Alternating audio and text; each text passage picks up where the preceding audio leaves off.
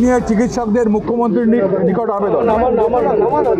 পশ্চিমবঙ্গ সরকার West Bengal junior doctors ফ্রন্টের প্রতিনিধিদের সঙ্গে বসবার কথা প্রকাশ্যে সাংবাদিকদের সামনে বললেও একথা স্পষ্ট যে মাননীয় মুখ্যমন্ত্রী বাস্তবে জুনিয়র ডাক্তারদের প্রতিনিধিদের সঙ্গে বসে তাদের যে নির্দিষ্ট 5 দফা দাবি যেগুলি অত্যন্ত ন্যায্য বলে আমরা মনে করি সেগুলি শুনে একটা সমাধান সূত্র বের করবার কোনো সদিচ্ছা দেখা গেল না।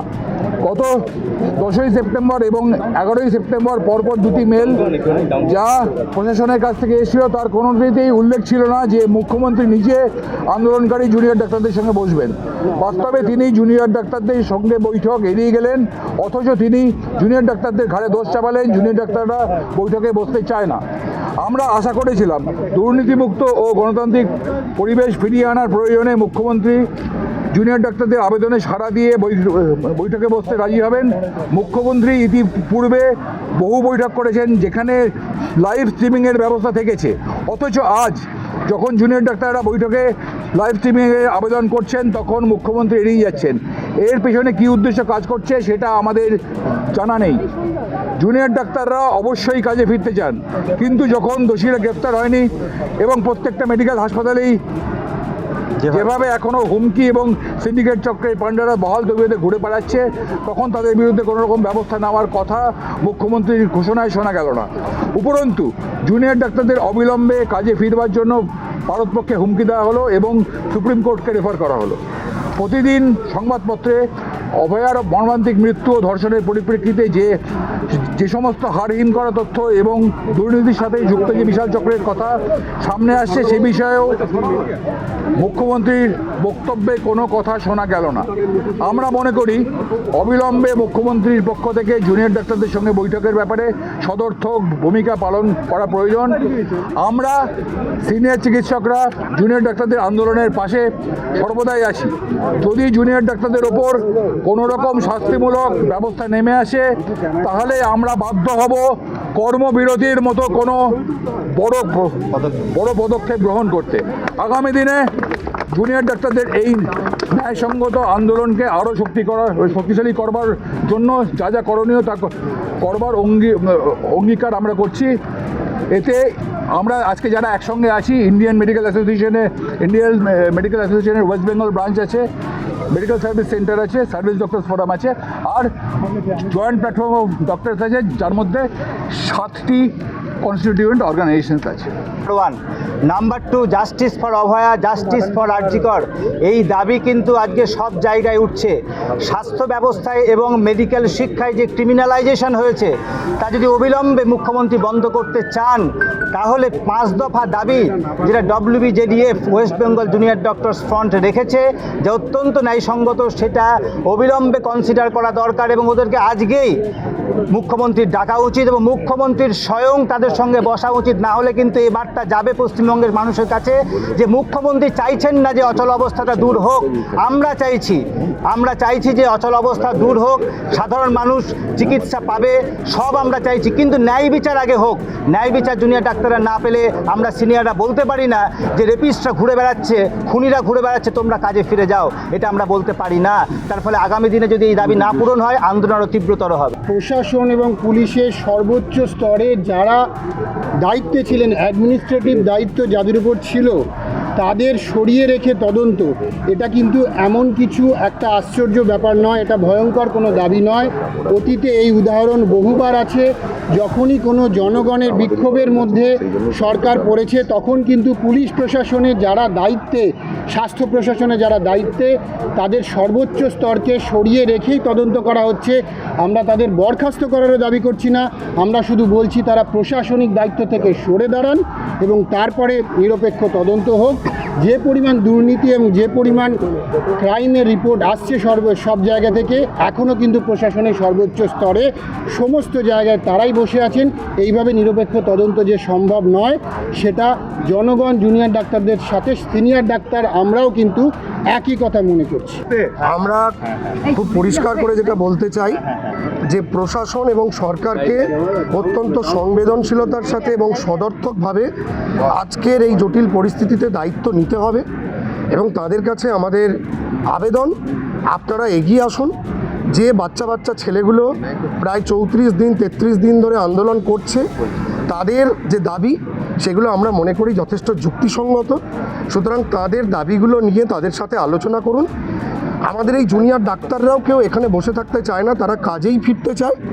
সুতরাং একটু সংবেদনশীলতা, একটু সদর্থক ভূমিকা আমরা প্রশাসনের কাছ থেকে আশা করি, এবং প্রশাসনের কাছে আমরা এটাও আশা করি যে এই পুরো থ্রেড সিন্ডিকেটের যে মূল চক্রী, সেই medical council, West Bengal medical council, আমরা প্রশাসনকে অনুরোধ করছি অবিলম্বে ওয়েস্ট বেঙ্গল মেডিকেল কাউন্সিল ভেঙে দিতে হবে, অবিলম্বে ভেঙে দিতে হবে।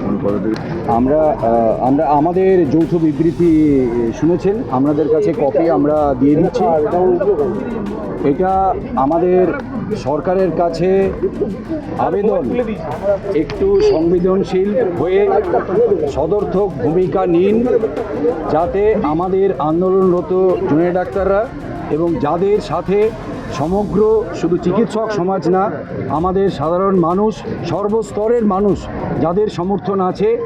আমরা এটা জানি যে চিকিৎসা ব্যবস্থায় ধর্মঘটে কিছু অসুবিধা হয়, আমরা সিনিয়ররা সেই ব্যবস্থাটাকে যথাসাধ্য আমাদের টিকিয়ে রাখার চেষ্টা করছি, আমরা সেই পরিশ্রম করছি। তা সত্ত্বেও জুনিয়র ডাক্তারদের সাথে আলোচনার জন্য সরকার সদর্থক ভূমিকা নেবে এবং সংবেদনশীলতার সাথে এই পুরো পরিস্থিতিকে বিবেচনা করবেন। এবং আমরা মনে করি যা যা ঘটনা ঘটছে তার প্রতি প্রতিটি মানুষের যে ধরনের ক্ষোভ আসছে সেটাকে প্রশমিত করার দায়িত্ব আজকে সরকার এবং প্রশাসনকেই নিতে হবে। ঘটে সেই সময় সিসিটিভিও ছিল এবং সেই সময় সিকিউরিটিও ছিল। সিকিউরিটি এবং সিসিটিভি কাদের নিয়ন্ত্রণে ছিল, যে যাদের নিয়ন্ত্রণ ছিল সেই প্রশাসন কিন্তু দুর্নীতিগ্রস্ত প্রশাসন ছিল। ফলে দুটো বিষয়, ডাক্তারদের সিকিউরিটি শুধুমাত্র সিকিউরিটি দিয়ে, পুলিশ দিয়ে সম্ভব নয়। ডাক্তারদের সিকিউরিটির জন্য সবথেকে দরকার পরিষেবা, বেড বাড়াতে হবে, হাসপাতালের জনসংখ্যার অনুপাতে সিকিউরিটি বাড়াতে হবে, গ্রুপ ডি বাড়াতে হবে, সুইপার বাড়াতে হবে এবং ট্রিটমেন্ট করার পরিস্থিতি তৈরি করতে হবে। এইটা পরিষেবা দেওয়ার জায়গাটা যদি ঠিক না হয় তাহলে কিন্তু সিকিউরিটি হবে না, নাম্বার ওয়ান। নাম্বার টু হচ্ছে যে প্রশাসনের হাতে সিসিটিভি এবং যে প্রশাসনের হাতে পুলিশ রয়েছে, সেই প্রশাসন যদি দুর্নীতিগ্রস্ত হয় তাহলে কিন্তু তার নিয়ন্ত্রণটা খারাপভাবে কাজে লাগে। যেমন সুপ্রিম কোর্টে যারা সিসিটিভি ফুটেজ দিয়েছে মাত্র 27 মিনিটের, যেটা 2 ঘন্টা ছিল, ফলে সে আমাদের ডাক্তারদের স্বার্থ তারা দেখতে পারে না। ফলে আমরা দুর্নীতিমুক্ত প্রশাসন চাই। আমরা সার্ভিস ডক্টর ফোরামের থেকে দীর্ঘদিন ধরে আন্দোলন করে আসছি, বলে আসছি যে ট্রান্সফার, পোস্টিং, প্রমোশন নিয়ে স্বচ্ছতা আনতে হবে। স্বাস্থ্য কয়েকশো বার বোধহয় ডেপুটেশন দিয়েছি আমরা, তা সত্ত্বেও কিন্তু কারো ঘুম ভাঙেনি। এই যে এরা জুনিয়র ডাক্তার আন্দোলন গড়ে তুলেছে, আমরা এদের আন্দোলনে একদম শুরু থেকে আছি, আমাদের দাবির সাথে একেবারে মিলে গেছে, মানুষের দাবির সাথে মিলে গেছে। এই আন্দোলন তারা যে যতদূর এগিয়ে নিয়ে যাবে আমরা থাকবো, এবং যদি দরকার হয় তাদের উপরে কোনো শাস্তিমূলক ঘটনা ঘটে, সেক্ষেত্রে সিনিয়র ডাক্তারদের তরফ থেকে যতদূর যাওয়া সম্ভব আমরা যাব। কর্মবিরতির কথা তো আমাদের প্রস্তাব থেকে এলো, আরও কিছু যদি দরকার আমরা তার জন্য প্রস্তুত আছি। আপনারা নিশ্চয়ই লক্ষ্য করেছেন, এই আন্দোলনের শুরুর মুহূর্ত থেকে শুধু জুনিয়র ডাক্তারদের এটা আন্দোলন নয়, এটা শুরুর মুহূর্ত থেকে আমাদের সিনিয়র ডাক্তারদের সমস্ত অর্গানাইজেশন, আজকে যারা আমরা এখানে 10টা অর্গানাইজেশনের প্রতিনিধিরা আছি, আমরা একসাথে আজকে আমাদের বিবৃতি দিচ্ছি। কিন্তু ইতিমধ্যেই সিনিয়র ডাক্তাররা তাদের বিভিন্নভাবে আমাদের প্রাইভেট যারা মেডিকেয়ার দেন, নিশ্চয়ই লিখেছেন, পাটুলি থেকে উল্টোডাঙ্গা তার হিউম্যান চেন হয়েছে, সমস্ত রকম আন্দোলনে সিনিয়র ডাক্তাররা কখনোই পিছনে ছিল না। একবারেই আছে আমাদের জুনিয়র ডাক্তাররা যে আন্দোলনে এখন আছে তার সাথে আমাদের পূর্ণ সহমত আছে, তাদের 5 দফা দাবির সাথে আমরা সহমত। এবং আজকের এই আন্দোলন শুধু ডাক্তারদের আন্দোলন নয়, আমাদের আপামর জনসাধারণের আন্দোলন। কারণ এই আন্দোলন একদিকে যেমন অভয়ার নৃশংস হত্যার প্রকৃত দোষীদের খুঁজে বের করার আন্দোলন, তার পাশাপাশি এই আন্দোলন এই রাজ্যের সুস্থ স্বাভাবিক স্বাস্থ্য পরিষেবা দেওয়ার লক্ষ্যে সাধারণ মানুষের জন্য এই আন্দোলন। এই আন্দোলন কোনোভাবেই শুধু ডাক্তারদের কোনো ট্রান্সফার, পোস্টিং কি তাদের কোনো ব্যক্তিগত স্বার্থের কোনো আন্দোলন নয়।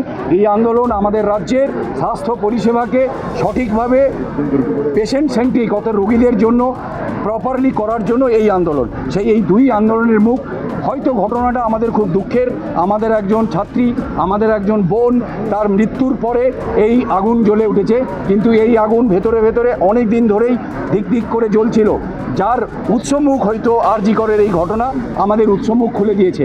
তাই আজকের এই আমাদের পক্ষ থেকে আপনাদের কাছে আবার আমরা ধন্যবাদ জানাই।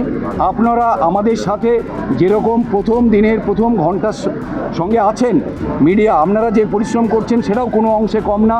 আপনারাও আমরা মনে করি আমাদের এই আন্দোলনের সাথে আছেন। এই আন্দোলনে আপনারাও আমাদের একটা অংশ।